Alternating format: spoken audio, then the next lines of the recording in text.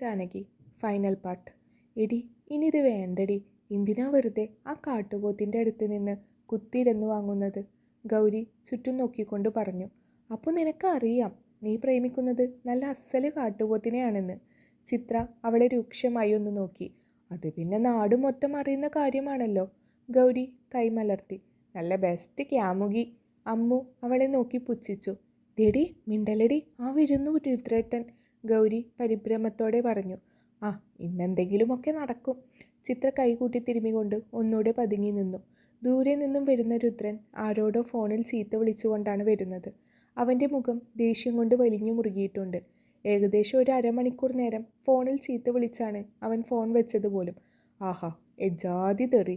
നിനക്ക് ഇനിയും അവസരമുണ്ട് ഗൗരി. ജീവൻ വേണമെങ്കിൽ ഈ പ്രേമ പരിപാടി അവസാനിപ്പിച്ച് ആ സൽഗുണ സമ്പന്നൻ്റെ അടുത്തു നിന്നും ഓടി രക്ഷപ്പെട്ടോ.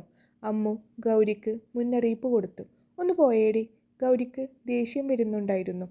ഫോൺ വെച്ച് ബുള്ളറ്റിലേക്ക് കയറാൻ നേരമാണ് 3-4 ദിവസം മുന്നേ കണ്ടതുപോലെ ഒരു കടലാസ് റിബൺ കെട്ടിവെച്ച പോലെ അതിലിരിക്കുന്നത് രുദ്രൻ കാണുന്നത്.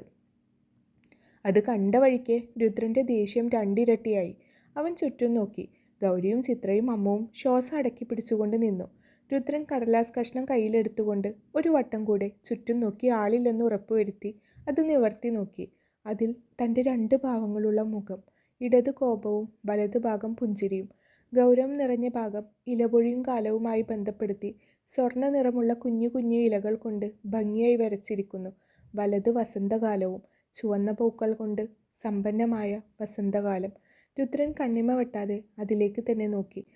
തൻ്റെ പല്ലിൻ്റെ ഘടന പോലും അതിൽ വ്യക്തമായിട്ടുണ്ടെന്ന് രുദ്രന് തോന്നി. അതിനു കീഴെ 3-4 ദിവസം മുന്നേ കണ്ട അതേ കൈയക്ഷരം.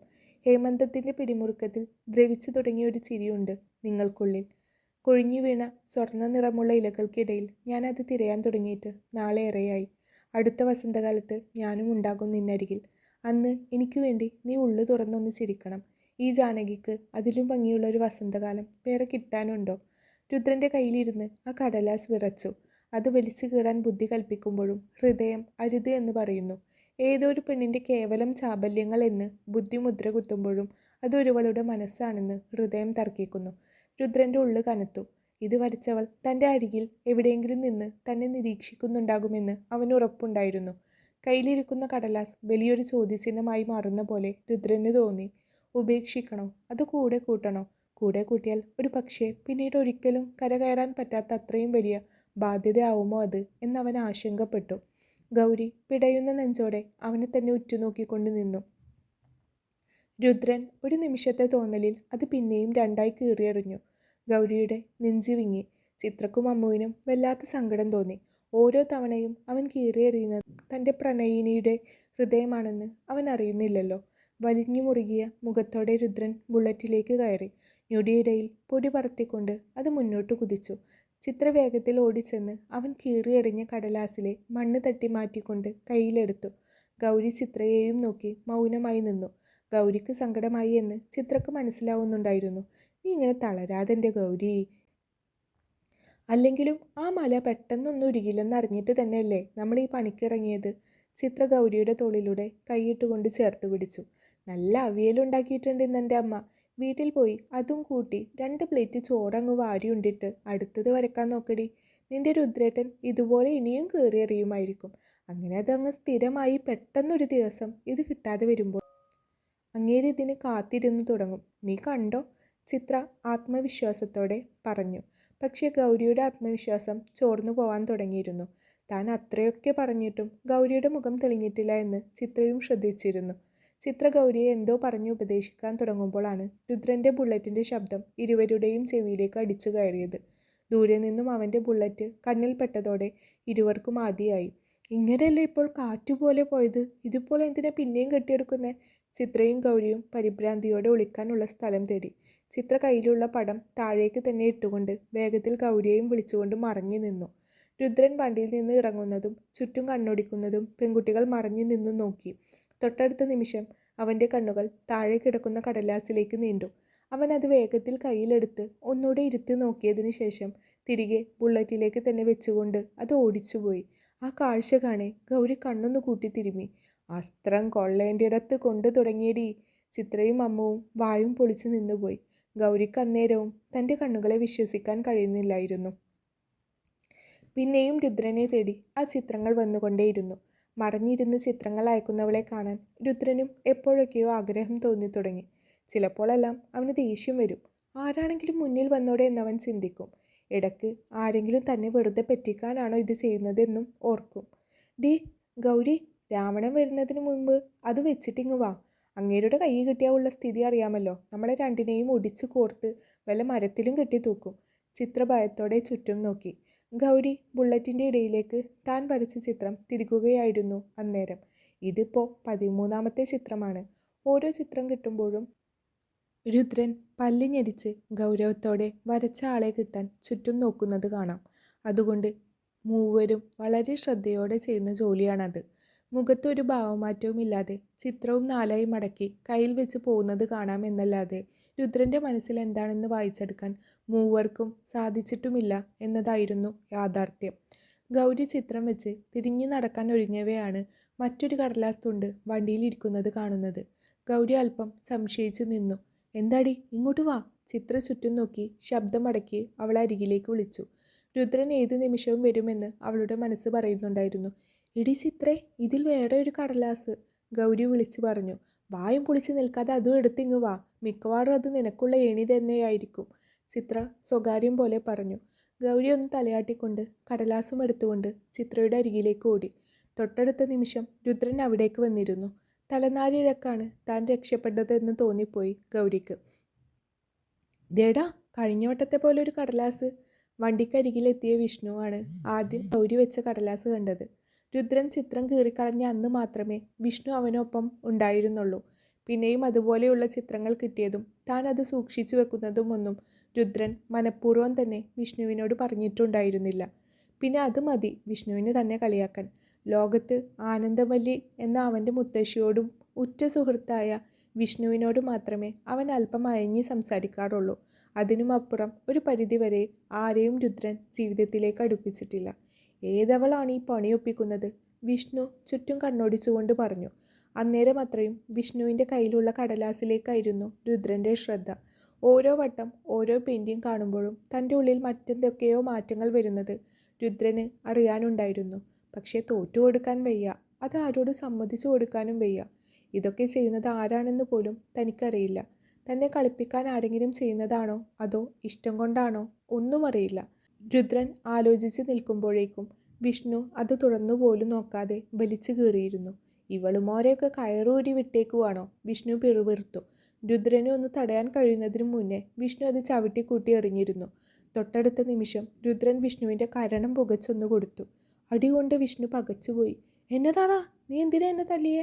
വിഷ്ണു കണ്ണു വീഴ്ച രുദ്രനെ നോക്കി. നിന്നെ തല്ലുകയല്ല, കൊല്ലുകയാ വേണ്ടത്. നിലത്ത് ചുരുണ്ടു കിടക്കുന്ന പേപ്പർ നോക്കി രുദ്രൻ പിറുപിറുത്തു. വിഷ്ണു വായും പൊളിച്ച് നിന്നുപോയി. അല്ലെങ്കിലും നിന്നെപ്പോലെ തലക്ക് വെളിവില്ലാത്ത ഒന്നിനെ കൂടെ കൊണ്ട് നടക്കുന്ന എന്നെ പറഞ്ഞാൽ മതി.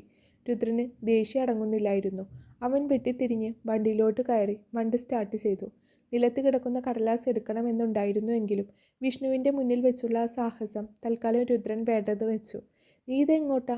ഞാനും ഉണ്ട്. വിഷ്ണു വണ്ടിയിൽ കയറാൻ ഒരുങ്ങി. നടന്നങ്ങ് വന്നേച്ചാൽ മതി. മനുഷ്യൻ്റെ സമാധാനം കളഞ്ഞിട്ട് ദ്രോഹി. രുദ്രൻ ഞൊടിയിടയിൽ ബുള്ളറ്റും എടുത്തുകൊണ്ട് പാഞ്ഞു. ദൈവമേ, ഇവരെ പൊട്ടം കടിച്ചോ? വിഷ്ണു കവിളിൽ തലോടിക്കൊണ്ട് സ്വയം പറഞ്ഞു. വിഷ്ണുവിൻ്റെ മാത്രമായിരുന്നില്ല, അന്നേരം കാഴ്ച കണ്ടു നിന്ന ചിത്രയുടെയും ഗൗരിയുടെയും അമ്മുവിൻ്റെയും കിളികൾ ഒന്നാകെ കൂടും കിടക്കയും എടുത്ത് പറന്നുപോയിരുന്നു. എടി, അങ്ങേർക്ക് ചെറിയ ആട്ടമുണ്ടോ? ചിത്ര സംശയത്തോടെ ഗൗരിയെ നോക്കി. ഇത്ര പെട്ടെന്നോ? ഗൗരി വിലങ്ങനെ തലയാട്ടി. ഇനിയിപ്പോൾ ഉണ്ടോ? ഗൗരി ഒന്ന് ആലോചിച്ചുകൊണ്ട് ചിത്രയെ തുറച്ചു വെച്ച് നോക്കി. വിഷ്ണുവേട്ടൻ ആ കടലാസ് വലിച്ചു കീറിയപ്പോൾ തന്നെയാണ് നിന്റെ ഒറ്റയാനും മതം പൊട്ടിയത്. ചിത്ര തൻ്റെ ഊഹം അടച്ചു വെച്ചില്ല. ആണോടി, ശരിക്കും? ഗൗരിയുടെ കണ്ണുകൾ കൗതുകം കൊണ്ട് വിടർന്നു വന്നു. നിനക്ക് കിട്ടിയ കടലാസ് തുറന്നു നോക്കിക്കേ. ഇനി വല്ല പ്രേമലേഖനമോ മറ്റോ ആണെങ്കിലോ? ചിത്രയുടെ മിഴികൾ ഗൗരിയുടെ വലത്തെ കയ്യിൽ ചുരുട്ടി പിടിച്ചിരിക്കുന്ന കടലാസിലേക്ക് നീണ്ടു. ഗൗരി പൊടുന്നനെ അത് തുറന്നു നോക്കി. അതിലുള്ള അക്ഷരങ്ങളിലൂടെ കണ്ണോടിക്കവേ ഗൗരിക്കും ചിത്രക്കും കരയണോ ചിരിക്കണോ എന്നറിയാതെയായി. നീ ആരാ? ധൈര്യം ഉണ്ടെങ്കിൽ മുന്നിൽ വന്ന് നിൽക്കടി. 2 വരിയിൽ ഒതുക്കിയ കത്ത് കാണെ ചിത്രയും ഗൗരിയും തൊട്ടടുത്ത നിമിഷം പൊട്ടിച്ചിരിച്ചു പോയിരുന്നു. നീ എന്ത് തീരുമാനിച്ചു? മുന്നിൽ പോയി നിൽക്കുന്നോ? ചിത്ര ചോദിച്ചു. ഞാൻ ഇങ്ങനെ ജീവനോടെ നടക്കുന്നത് കണ്ടിട്ട് നിനക്ക് സഹിക്കുന്നില്ലല്ലേ? ഗൗരി ചുണ്ടൊന്നു കോട്ടി. ഈ കാട്ടുപോത്തിനൊന്നും മരിക്കാൻ ഇനിയും നമ്മൾ ഒരുപാട് കാലം ഓടേണ്ടി വരും, ചിത്ര ആലോചനയോടെ പറഞ്ഞു. പക്ഷെ ഒന്നെനിക്ക് ഉറപ്പുണ്ട് ഗൗരി, നിന്റെ ചിത്രങ്ങൾ ആ ചങ്കിൽ എവിടെയൊക്കെയോ കയറി കൊളുത്തിയിട്ടുണ്ട്. രാവണന്റെ കണ്ണിൽ കാണാനുണ്ട് ആ പിടപ്പ്, ചിത്ര തറപ്പിച്ചു പറഞ്ഞു. നീ ഇങ്ങനെയൊക്കെ അങ്ങ് പറഞ്ഞിട്ട് ഞാൻ അങ്ങേരുടെ മുന്നിൽ പോയി നിൽക്കണം, എന്നിട്ട് അങ്ങേരെന്നെ എടുത്ത് പിഴിയണം, അതൊക്കെയല്ലേ മോളെ നിന്റെ ഉദ്ദേശം? എട്ടായി മടക്കി കയ്യിൽ വെച്ചോ കേട്ടോ. ഗൗരി ചിത്രയെ നോക്കി കണ്ണുരുട്ടി. കൊച്ചുകള്ളി കണ്ടുപിടിച്ചു, ചിത്ര പല്ലിളിച്ചു ചിരിച്ചു. നീ ഇങ്ങോട്ട് വാ, പോയിരുന്ന അടുത്ത മീറ്റിംഗ് തട്ടിക്കൂട്ടാനുള്ളതാ. ഗൗരി ചിത്രയുടെ തോളിൽ കൈയിട്ട് മുന്നോട്ട് നടന്നു. നിനക്ക് വട്ട. ചിത്ര ഗൗരിയെ നോക്കിയൊന്ന് പുച്ഛിച്ചു. അതെ, ഭ്രാന്ത് തന്നെയാ, രുദ്രൻ എന്ന ഭ്രാന്ത്. ഗൗരിയുടെ ചുണ്ടോളം ഒരു കുഞ്ഞു ചിരി വന്നു നിന്നു. നീ ഇങ്ങനെ ചിത്രവും വരച്ചിരുന്നിട്ട് എന്ത് കാര്യം? അങ്ങേരുടെ മനസ്സളക്കാൻ വേറെന്തെങ്കിലും ചെയ്യണം ഗൗരി. ഇതിപ്പോൾ നീ വരക്കുന്നു, അങ്ങേരത് നാലായി മടക്കി പോക്കറ്റിലിട്ട് പോകുന്നു. ചിത്ര ഗൗരിയെ തന്നെ നോക്കി പറഞ്ഞു. ഇന്നത്തെ ചിത്രത്തിൽ ഒരു സൂത്രമുണ്ട്. ആ വിശ്വാമിത്രന് എന്തെങ്കിലും ഒരു ആട്ടമുണ്ടെങ്കിൽ ഇന്നറിയാം. ഗൗരി പതിയെ ചിരിച്ചു. അതെന്ത് സൂത്രം?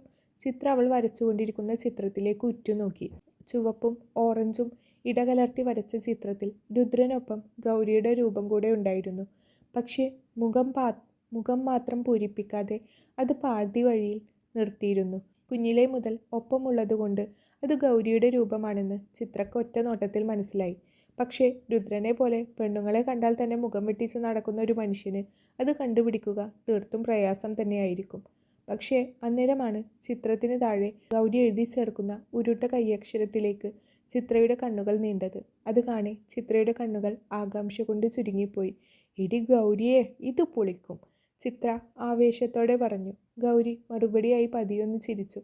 തൻ്റെ രൂപത്തിന് തൊട്ടു ചേർന്ന് നിൽക്കുന്ന മുഖമില്ലാത്ത ഒരു പെൺകുട്ടിയുടെ രൂപത്തിലേക്ക് തന്നെയായിരുന്നു രുദ്രൻ്റെ ശ്രദ്ധ.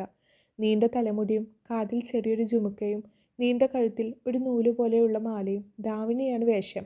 ആ രൂപം എവിടെയോ കണ്ടുമറന്ന പോലെ തോന്നി രുദ്രന്. തനിക്കുള്ളൊരു സൂചനയാണ് ആ ചിത്രമെന്ന് അവന് മനസ്സിലാക്കി കഴിഞ്ഞിരുന്നു. ഒരു പക്ഷേ അവളിലേക്കുള്ള ദൂരം അവളായി കുറച്ച് തന്നുകൊണ്ടിരിക്കുകയാണ്. അതിനിടയിൽ എന്നത്തെയും പോലെ അവളുടെ ഉരുണ്ട കൈയക്ഷരങ്ങൾ. ചുവന്ന ഷർട്ടിലും വെള്ളമുണ്ടിലും വല്ലാത്തൊരു പൗരുഷമാണ് നിങ്ങൾക്ക്. കാണുന്ന എൻ്റെ കണ്ണിൽ നിങ്ങൾ സൂര്യനെ പോലെ ജ്വലിക്കുകയായിരിക്കും അന്നേരം. പൊടുന്നനെ തൻ്റെ ചുണ്ടോളം എത്തിയൊരു ചിരി രുദ്രൻ വിഴുകിയും കളഞ്ഞു. അവൻ്റെ ഉള്ളിൽ ഇന്ന് വരെ അറിയാത്ത ഒരു ഭാവം വന്ന് നിറയുന്നത് അവൻ മനഃപൂർവ്വം അറിയുന്നില്ലെന്ന് നടിക്കുകയായിരുന്നു. പ്രണയമാണോ അതോ അവൾ ആരാണെന്നറിയാനുള്ള ആകാംക്ഷയാണോ തൻ്റെ ഉള്ളിൽ എന്ന് എത്ര ആലോചിച്ചിട്ടും രുദ്രന് മനസ്സിലാവുന്നുണ്ടായിരുന്നില്ല. ആ ചുവന്ന ഷർട്ടിലും വെള്ളമുണ്ടിലും അവൻ സൂര്യനെ പോലെ ജ്വലിക്കുന്നുണ്ടായിരുന്നു. ഗൗരിയുടെ കണ്ണിൽ അത് കാണെ കൗതുകമായിരുന്നുവെങ്കിലും ചിത്രക്ക് ചിരിയാണ് വന്നത്. എന്തോ അടി അടക്കി ചിരിക്കുന്നേ? ചിത്രയെ നോക്കി ഗൗരി കണ്ണുരുട്ടി. അല്ലേ, ഞാൻ ആലോചിക്കുകയായിരുന്നു. ഇതിപ്പോൾ ഇന്നേക്ക് 3-ാം ദിവസമാണ് അങ്ങേരെ ഈ ഡ്രസ്സിൽ തന്നെ കാണുന്നത്. അങ്ങേർക്ക് നിന്നെ അസ്ഥിക്ക് പിടിച്ചു തുടങ്ങിയിട്ടുണ്ട് കേട്ടോ, ചിത്ര ഗൗരിയുടെ കവിളിൽ ഒന്ന് നുള്ളിക്കൊണ്ട് പറഞ്ഞു. അന്നേരവും രുദ്രനെ നോക്കുകയായിരുന്ന ഗൗരിയിൽ നിറഞ്ഞ ചിരിയായിരുന്നു. അവൻ്റെ കണ്ണുകൾ പലപ്പോഴും പലയിടത്തും അവൻ്റെ ജാനകിയെ തിരഞ്ഞു നടക്കുന്ന പോലെ ഗൗരിക്ക് തോന്നി. പൊടുന്നനെ എന്തോ ഒരു ചിന്തയിൽ ഗൗരിയുടെ മുഖം മങ്ങിപ്പോയത് ചിത്ര ശ്രദ്ധിച്ചു. എന്താടീ? ചിത്ര അവളുടെ താടിത്തുമ്പ് പിടിച്ചുയർത്തിക്കൊണ്ട് ചോദിച്ചു. ഏയ് ഒന്നുമില്ല, ഗൗരി കണ്ണ് ചിമ്മി ചിരിച്ചു. ഒന്നുമില്ലാഞ്ഞിട്ടാണോ നിന്റെ മുഖം എങ്ങനെ കാർമേഘം കൊണ്ട് നിറഞ്ഞത്? ചിത്ര അവളുടെ കണ്ണിലേക്ക് തന്നെ നോക്കിക്കൊണ്ട് ചോദിച്ചു. ഏയ് ചിത്രേ, ഇതുവരെ ഞാൻ ഇതൊക്കെ ഒരു ആവേശത്തിൻ്റെ പുറത്ത് ചെയ്തു പോയതാ. ഇപ്പോൾ രുദ്രേട്ടൻ്റെ കണ്ണിൽ എനിക്ക് പ്രണയം നിറഞ്ഞു കത്തുന്നത് കാണാനുണ്ട്, ഗൗരി പറഞ്ഞു. അതിന് തന്നെയല്ലേ നമ്മൾ ഇതൊക്കെ ചെയ്തത്, പിന്നെ എന്താ നിനക്ക് സങ്കടം? ചിത്ര നെറ്റി ചൊളിച്ചു.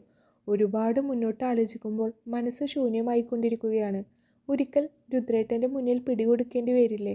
പക്ഷേ അദ്ദേഹം കൈലാസത്ത് വീട്ടിൽ കിരീടം വെക്കാത്ത രാജാവാണ്. ഞാനോ രുദ്രേട്ടൻ്റെ മുന്നിൽ പോയി നിൽക്കാൻ പോലും എനിക്ക് പ്രത്യേകിച്ച് ഒരു യോഗ്യതയുമില്ല.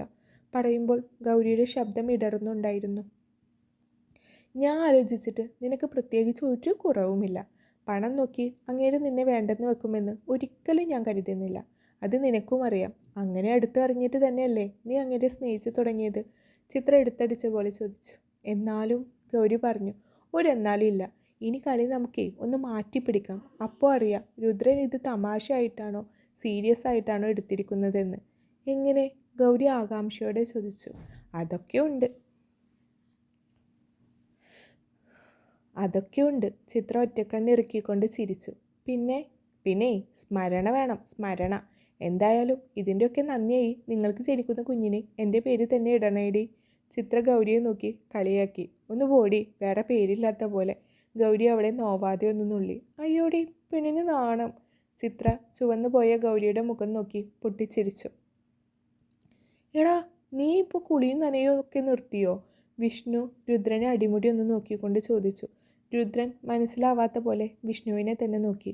അല്ല, നീ ഈ ഷർട്ടിൽ കൂടി കയറിയിട്ട് 2-3 ദിവസമായി, അതുകൊണ്ട് ചോദിച്ചതാ. ആരെങ്കിലും ഷർട്ട് നന്നായി എന്ന് പറഞ്ഞിരുന്നോ? വിഷ്ണു സാധാരണ പോലെ ചോദിച്ചു. ആര് എന്നോട്? ആരും പറഞ്ഞിട്ടൊന്നുമില്ല. രുദ്രൻ കള്ളത്തരം കണ്ടുപിടിക്കപ്പെട്ട പോലെ നിന്ന് വിക്കി. നിനക്ക് ഇന്നു മുതലാണ് വിക്ക് തുടങ്ങിയത്? എന്താണ് മൊത്തത്തിൽ ഒരു കള്ളലക്ഷണം? വിഷ്ണുവിൻ്റെ ഉള്ളിൽ ആകെ ഒരു സംശയമായി. ഒന്നുമില്ല. രുദ്രന് വിഷ്ണു എന്തെങ്കിലും തന്നിൽ നിന്ന് ചൂഴ്ന്നെടുക്കുന്നതിന് മുന്നേ അവിടെ നിന്ന് രക്ഷപ്പെട്ടാൽ മതിയെന്ന് തോന്നിപ്പോയി. തൻ്റെ മുറിയിലെ ചുമരുകളിൽ നിറഞ്ഞിരിക്കുന്ന തൻ്റെ പടങ്ങളിലേക്ക് കണ്ണോടിച്ചു കൊണ്ടിരിക്കുകയായിരുന്നു രുദ്രൻ. പല നിറങ്ങളിൽ പല ഭാവങ്ങളിലുള്ള തൻ്റെ രൂപങ്ങൾ. ഒരിക്കലും ഇതൊരു തമാശപ്പുറത്ത് ഒരു പെൺകുട്ടി ചെയ്യുന്നതല്ലെന്ന് അവനിപ്പോൾ ഉറപ്പുണ്ട്. ഓരോ ചിത്രവും അവളുടെ മനസ്സാണെന്ന് അവനിപ്പോൾ മനസ്സിലാക്കാൻ സാധിക്കുന്നുണ്ട്. തന്നെ അത്രമേൽ ഇഷ്ടത്തോടെ മനസ്സിൽ പ്രതിഷ്ഠിച്ചിരിക്കുന്ന ഒരുവൾ, രാവണൻ്റെ ജാനകി. നീ ആരാണ്? ഇത്രമേൽ എന്നെ സ്നേഹിക്കാൻ കാരണം എന്താണ്? അവൻ ഉള്ളാലെ ചോദിച്ചുകൊണ്ടിരുന്നു. ആ നിമിഷം രുദ്രന് അവളോട് അടങ്ങാത്ത പ്രണയം തോന്നുന്നുണ്ടായിരുന്നു. ആ ചിത്രം സമ്മാനിക്കൽ പതിവായിക്കൊണ്ടിരുന്നു. രുദ്രനാണെങ്കിൽ അവൾ മുന്നിൽ വരാത്തതുകൊണ്ട് ഇത്തിരി പരിഭവവും കൂടി വന്നു. അങ്ങനെ ഒരു ദിവസം പതിവ് പോലെ ചിത്രം വെച്ച് തിരിഞ്ഞ ഗൗരി കാണുന്നത് തൻ്റെ മുന്നിൽ കൈകെട്ടി നിൽക്കുന്ന രുദ്രനെയാണ്. അവനെ പെട്ടെന്ന് അങ്ങനെ കണ്ടപ്പോൾ ഗൗരിയുടെ ഉമിനീർ വിലങ്ങിപ്പോയി. ചിരിക്കണോ കരയണോ എന്നറിയാതെ ഗൗരി നിൽക്കവേ മറഞ്ഞു നിന്ന ചിത്രയും അമ്മുവും ജീവനും കൊണ്ട് ഓടിയിരുന്നു. ജീവൻ വേണമെങ്കിൽ ഓടിക്കോ ഗൗരി, കൂട്ടത്തിൽ അമ്മു വിളിച്ചു പറയുക കൂടെ ചെയ്തു. പക്ഷേ ഗൗരി ഓടാൻ തുടങ്ങുമ്പോഴേക്കും രുദ്രൻ അവളുടെ കയ്യിൽ അങ്ങ് പിടിച്ചു വെച്ച് കഴിഞ്ഞിരുന്നു. രുദ്രേട്ടാ, ഞാൻ... ഗൗരി എന്തെങ്കിലും പറയുന്നതിന് മുമ്പേ രുദ്രൻ അവളുടെ കൈയും പിടിച്ച് മുന്നോട്ട് നടന്നിരുന്നു. അവളുടെ അച്ഛൻ്റെ അടുത്തെത്തിയിട്ടാണ് ആ നടത്തം നിർത്തിയത്. മകൾ ഇതുവരെ ചെയ്ത തോന്നിവാസങ്ങൾ അത്രയും കേശവന് മുന്നിൽ അക്കമിട്ട് നിരത്തി രുദ്രൻ. സ്വന്തം അച്ഛൻ്റെ മുന്നിൽ ഒരു മോശക്കാരിയായി ചിത്രീകരിക്കപ്പെട്ട ഗൗരി വേദനയോടെ തലയും താഴ്ത്തി നിന്നുപോയി. ഗൗരിയുമായി അന്ന് ഉത്സവപ്പറമ്പിലുണ്ടായ സംഭവത്തിന് അവൾ തന്നെ കളിപ്പാവയാക്കി എന്നായിരുന്നു രുദ്രൻ ചിന്തിച്ചത്. അന്ന് അറിവ് വെച്ചതിന് ശേഷം ആദ്യമായി ആ അച്ഛൻ ആ മകളെ തല്ലി. ചെറിയ തല്ലൊന്നുമല്ല, ദേഷ്യം മാറും വരെ തല്ലി. അന്ന് രാത്രി ഗൗരിയെ പട്ടിണിക്കിട്ടു. പിന്നീട് ഒരാഴ്ചത്തോളം അവൾ കൈലാസത്തേക്ക് പോയില്ല. പക്ഷേ എത്രയൊക്കെ ശ്രമിച്ചിട്ടും രുദ്രൻ്റെ ഉള്ളിൽ നിന്നും ഗൗരിയുടെ മുഖം മായുന്നില്ലായിരുന്നു. അന്ന് രുദ്രൻ എവിടേക്കോ പോകാൻ നിൽക്കുമ്പോഴാണ് അമ്മുവും ചിത്രയും രുദ്രനെ കാണാൻ വന്നത്. അന്ന് ഉത്സവപ്പറമ്പിൽ ഉണ്ടായത് മുതലുള്ള എല്ലാ കാര്യങ്ങളുടെയും സത്യാവസ്ഥ രുദ്രനെ ബോധിപ്പിച്ചിട്ടാണ് അന്നവർ മടങ്ങിയത്. രുദ്രനാകെ സങ്കടമായി. എടുത്തു ചാടി ഓരോന്ന് പ്രവർത്തിച്ചതിന് അവൻ സ്വയമേ കുറ്റപ്പെടുത്തി. പിന്നീട് അങ്ങോട്ട് ഗൗരിയെ ഒന്ന് കാണാനുള്ള കാത്തിരിപ്പായിരുന്നു അവന്. കൂട്ടിലടച്ച വിരികിനെ പോലെ രുദ്രൻ പാഞ്ഞു നടന്നു. അവളെ ഒന്ന് കാണാൻ, തെറ്റിദ്ധരിച്ചതിന് അവളോടൊരു മാപ്പ് പറയാൻ. 2 ആഴ്ചത്തോളം ഗൗരി ആ വഴിക്ക് വന്നില്ല. കേശവൻ സ്ഥിരമായി വരുന്നുണ്ടെങ്കിലും അയാളും രുദ്രനും പരസ്പരം ഒന്നും സംസാരിച്ചില്ല. അന്ന് തറവാട്ടിൽ ഒരു പൂജ നടക്കുന്ന സമയമായിരുന്നു. 1 മാസത്തിന് ശേഷം ഗൗരി പിന്നെയും കൈലാസത്ത് കാലുകുത്തി. അന്ന് അവളെ കണ്ടപ്പോൾ രുദ്രൻ്റെ ചങ്ക് കത്തിപ്പോയി. അത്രയും ക്ഷീണിച്ചിരുന്നു അവൾ. കുഴിഞ്ഞ കണ്ണുകളും പ്രസാദം പറ്റിയ മുഖവുമായി നിൽക്കുന്നവളെ കാണാൻ രുദ്രനുള്ളിൽ കുറ്റബോധം ഉടലെടുത്തു.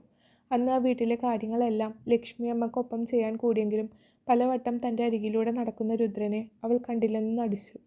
ഇത്ര ദിവസവും കാത്തിരുന്നവൾ ഒരു നോട്ടം കൊണ്ടുപോലും തന്നെ പരിഗണിക്കുന്നില്ല എന്ന് കാണെ രുദ്രന് ദേഷ്യം വന്നുപോയി. ആളൊഴിഞ്ഞൊരു മൂലയിൽ വെച്ച് അവളെ തനിച്ച് കിട്ടിയപ്പോൾ രുദ്രൻ അവളെ ആ ചുമരിൽ അങ്ങ് ചേർത്ത് നിർത്തി. അതെന്താടി, നിനക്കെന്നെ കണ്ണി പിടിക്കുന്നില്ലേ? രുദ്രൻ അവളുടെ മുഖത്തോട് മുഖമടുപ്പിച്ചുകൊണ്ട് ചോദിച്ചു. വിടെന്നെ, എനിക്ക് പോകണം. ഗൗരി അവനെ തള്ളി മാറ്റാൻ നോക്കി. മിണ്ടാതെ അടങ്ങി ഒതുങ്ങി നിന്നോണം. മനുഷ്യ എവിടെ, നിന്നെ ഒന്ന് കാണാൻ പറ്റഞ്ഞിട്ട് ഉരുകുകയായിരുന്നു. രുദ്രൻ കണ്ണു ചുരുക്കി അവളെ ഒന്ന് നോക്കി. നിന്നെന്തിനാ കാണുന്നേ? ഞാൻ ചീത്തല്ലേ?